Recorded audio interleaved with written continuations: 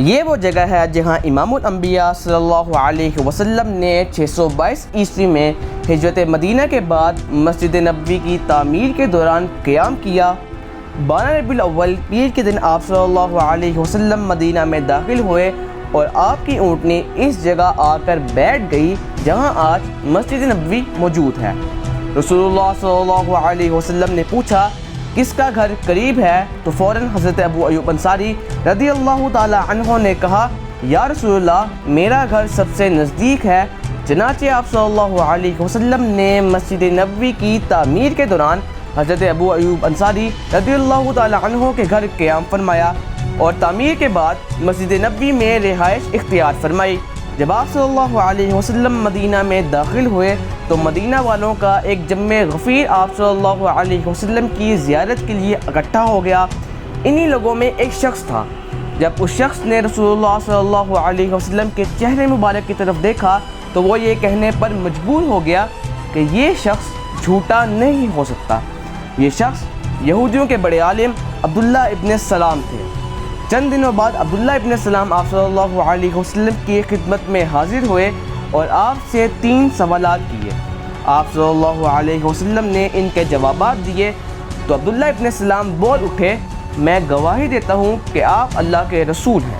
پھر عرض کیا یا رسول اللہ یہود انتہا کی جھوٹی قوم ہے، اگر آپ کے دریافت کرنے سے پہلے میرے اسلام قبول کرنے کے بارے میں انہیں علم ہو گیا تو آپ صلی اللہ علیہ وسلم کے سامنے مجھ پر ہر طرح کی تہمتیں دھرنا شروع ہو جائیں گے۔ چنانچہ کچھ یہودی آئے اور عبداللہ ابن سلام گھر کے اندر چھپ کر بیٹھ گئے۔ آپ صلی اللہ علیہ وسلم نے یہودیوں سے پوچھا تم لوگوں میں عبداللہ ابن سلام کون ہے، یعنی تم میں ان کا مرتبہ کیا ہے؟ یہودیوں نے کہا وہ ہم میں سب سے بڑے عالم اور سب سے بڑے عالم کے بیٹے، ہم میں سب سے بہتر اور ہم میں سب سے بہتر کے بیٹے ہیں۔ آپ صلی اللہ علیہ وسلم نے فرمایا اگر عبداللہ ابن سلام مسلمان ہو جائیں تو پھر تمہارا کیا خیال ہوگا؟ یہودیوں نے کہا اللہ تعالیٰ انہیں اس سے محفوظ رکھے۔ اتنے میں عبداللہ ابن سلام باہر تشریف لائے اور کہا میں گواہی دیتا ہوں کہ اللہ کے سوا کوئی معبود نہیں اور میں گواہی دیتا ہوں کہ محمد صلی اللہ علیہ وسلم اللہ کے سچے رسول ہیں۔ اب وہ سب ان کے متعلق کہنے لگے کہ ہم میں سب سے بدترین اور سب سے بدترین کا بیٹا عبداللہ ابن سلام ہے، یعنی ان کی برائیاں کرنے لگے۔ اس واقعے سے آپ یہ اندازہ لگا سکتے ہیں کہ یہود کتنی منافق قوم تھی اور اسی منافقت کی وجہ سے بہت ہی کم یہودی مسلمان ہوئے، جبکہ ریولوشن آف اسلام کی قسط نمبر 9 میں ہم آپ کو بتا چکے ہیں کہ یہودی نبی آخر الزمان صلی اللہ علیہ وسلم کا انتظار کر رہے تھے، لیکن انہوں نے نبی صلی اللہ علیہ وسلم کا انکار اس لیے کیا کیونکہ ان میں یہ نسلی تعصب موجود تھا کہ آخری نبی بنی اسرائیل سے ہوں گے، جبکہ آپ صلی اللہ علیہ وسلم بنو اسماعیل میں سے تھے۔ ہجرت مدینہ کے بعد مدینہ کی حفاظت مسلمانوں کے لیے سب سے بڑا چیلنج تھا۔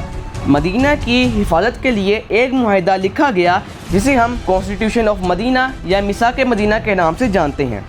اس معاہدے میں 53 دفعات شامل کی گئیں اور یہ معاہدہ 2 حصوں پر مشتمل تھا۔ پہلا حصہ یہودیوں کے متعلق تھا اور دوسرا حصہ مسلمانوں کے متعلق تھا۔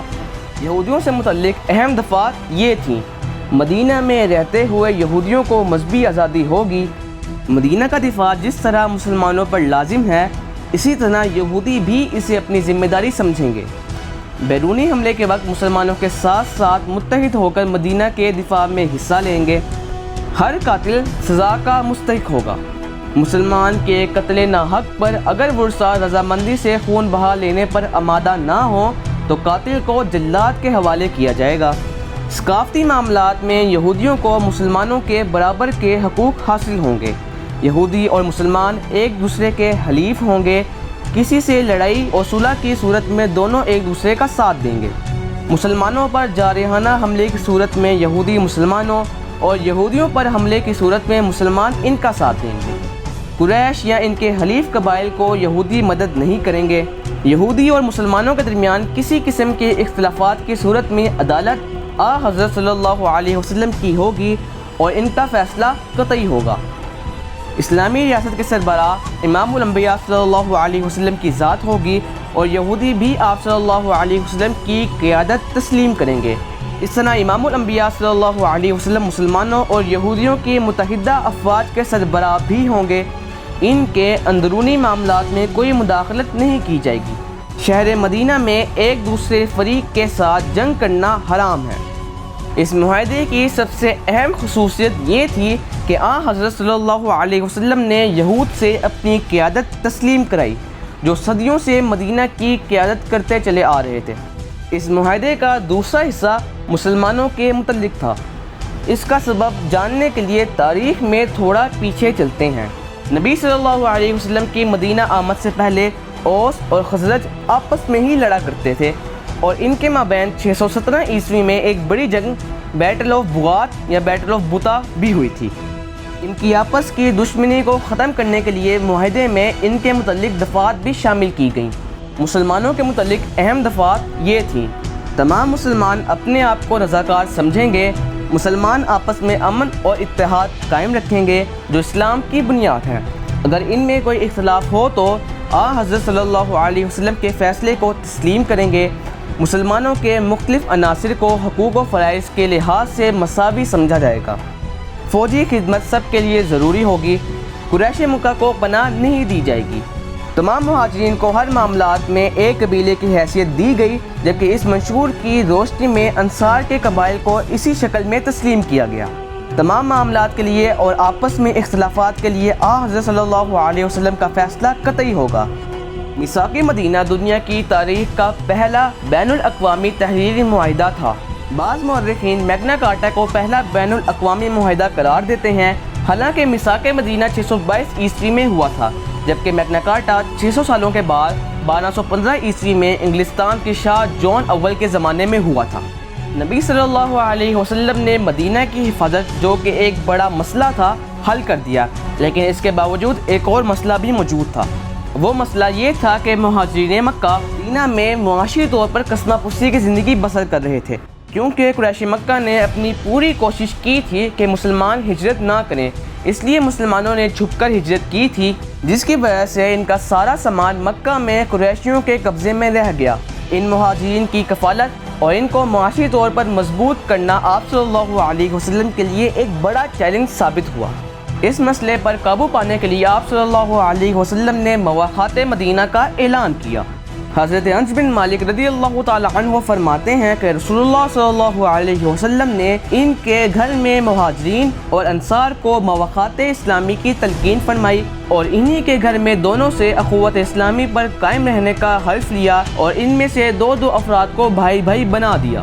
جبکہ محمد ابن اسحاق کہتے ہیں کہ رسول اللہ صلی اللہ علیہ وسلم نے مدینہ میں مہاجرین اور انصار میں فردن اخوت اسلامی کی بنیاد رکھی اور انہیں خود اپنی زبان مبارک سے بھائی بھائی بنایا تھا۔ وہ مزید کہتے ہیں کہ اس سلسلے میں جو حدیث ہم تک پہنچی ہے وہ یہ ہے کہ آپ صلی اللہ علیہ وسلم نے مہاجرین اور انصار کو جمع کر کے فرمایا، تاہو فی اللہ اخفین، اللہ کے نام پر دو آدمی ایک دوسرے کے بھائی بنو۔ مواخات اسلامی کے بعد جو اصحاب آپس میں بھائی بھائی بنے ان کی فہرست یہ ہے: حضرت ابوبکر حضرت خواجہ بن زید کے، حضرت عمر بن الخطاب حضرت عتبہ بن مالک کے، حضرت عثمان حضرت اوس بن ثابت کے، حضرت عبد الرحمن بن عوف حضرت سعد بن ربیع کے، حضرت زبیر حضرت سلمہ کے، حضرت حمزہ حضرت زید کے، حضرت ابو عبیدہ بن الجراح حضرت سعد بن معاذ کے، اور حضرت ابو ایوب انصاری حضرت مصعب بن عمیر رضی اللہ تعالی عنہ کے بھائی بنے۔